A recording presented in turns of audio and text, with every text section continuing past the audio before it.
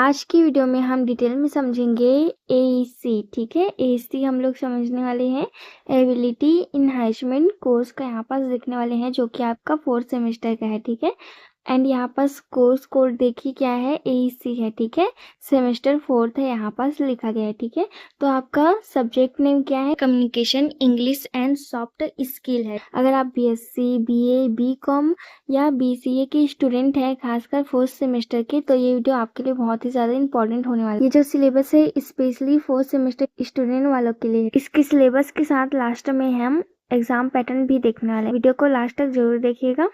सबसे पहले हम बेसिक डिटेल यहाँ पर समझेंगे।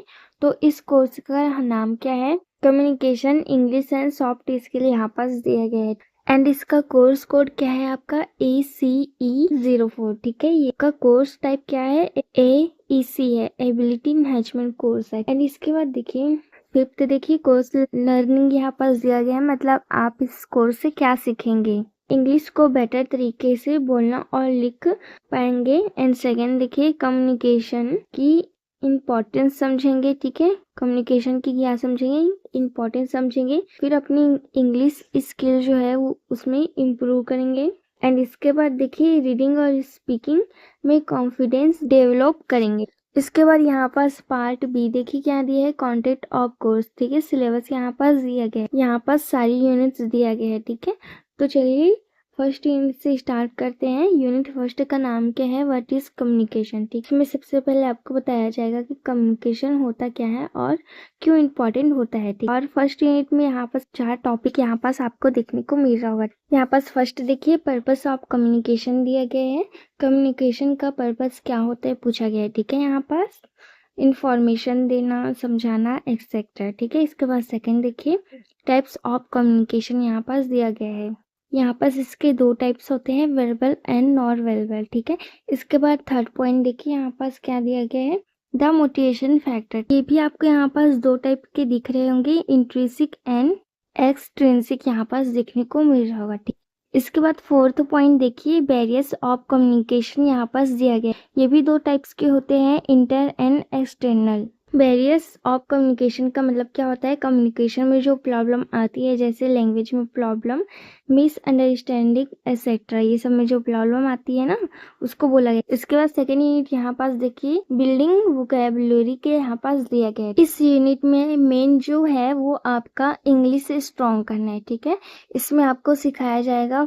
यहाँ पास फर्स्ट देखिए यूज ऑफ डिक्शनरी दिया गया है, मतलब डिक्शनरी का यूज कैसे किया जाता है। इसके बाद इसमें जो मीनिंग होता है और अपोजिट जो वर्ड होता है उसके बारे में यहाँ पास बताया गया। इसके बाद थर्ड पॉइंट देखिए use of phrasal verb idioms का यहाँ पास दिया गया है। एंड देखिए फ्रेजेस का यहाँ पास दिया गया है, यहाँ पास जो डेली इंग्लिश में यूज होता है उसी के बारे में यहाँ पास थर्ड पॉइंट में बताया गया। ठीक है, इसके बाद फोर्थ पॉइंट में देखिए अनसीन पैसेज है। ठीक है, एक पैराग्राफ दिया जाता है जिसको पढ़कर आंसर देना होता है। ठीक है, आप इसको बचपन से पढ़ते आ रहे होंगे। इसके बाद थर्ड यूनिट का देखिए कन्वर्सेशन इन इंग्लिश यहाँ पास दिया गया है। ठीक है, ये जो थर्ड यूनिट है वो सबसे ज्यादा इंपॉर्टेंट है। ठीक है, इस यूनिट में प्रैक्टिकल इंग्लिश सिखाया जाता है जो रियल लाइफ में यूज होती है। इसमें 3 पार्ट में डिवाइस किया गया है, जैसे ABC आपको यहाँ पास देखने को मिल रहा होगा। ठीक है, तो फर्स्ट वाला रीडिंग का यहाँ पास देखिए वेरी शॉर्ट स्टोरी, जैसे गिफ्ट ऑफ मैगी,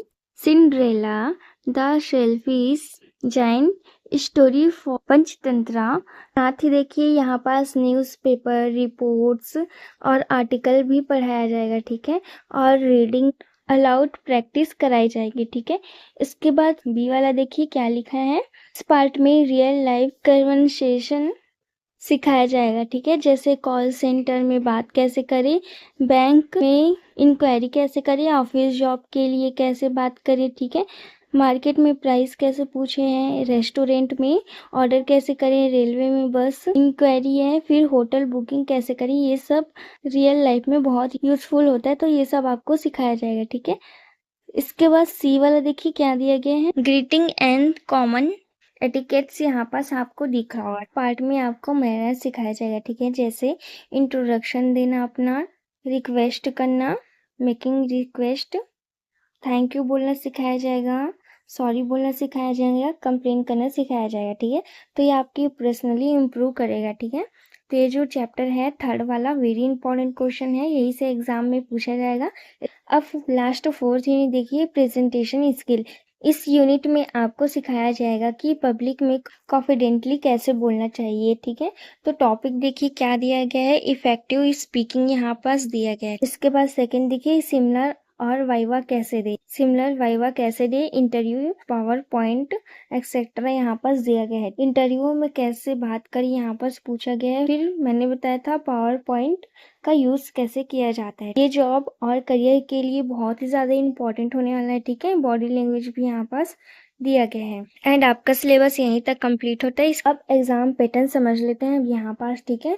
तो टोटल मार्क जो आपका होगा वो 15 मार्क का होगा, ठीक है। इंटरनल जो आपका होता है वो 15 मार्क का होता है, जिसमें 10 मार्क का आपका इंटरनल होता है और जो 5 मार्क रहता है उसमें असाइनमेंट, प्रोजेक्ट ये सब रहता है, ठीक है। एंड इसके बाद देखिए 35 मार्क का आपका एग्जाम होता है। यहाँ पास देखो एग्जाम में क्या आएगा बताया गया है। यूनिट फर्स्ट से क्या आएगा, एमसीक्यू क्वेश्चन आएगा, ठीक है।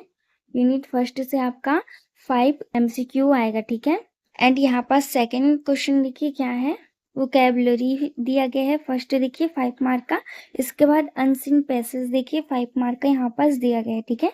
टोटल करके कितना मार्क हुआ, 10 मार्क हो गया। एंड इसके बाद यूनिट 3 एंड 4 से क्वेश्चन आएगा जो बस 20 मार्क का होने वाला है। तो यहाँ पास कुल कितना मार्क हो गया, 35 मार्क का हो गया, ठीक है। स्टूडेंट ये था आपका कंप्लीट सिलेबस एईसी का, communication, English and soft skill का, ठीक है।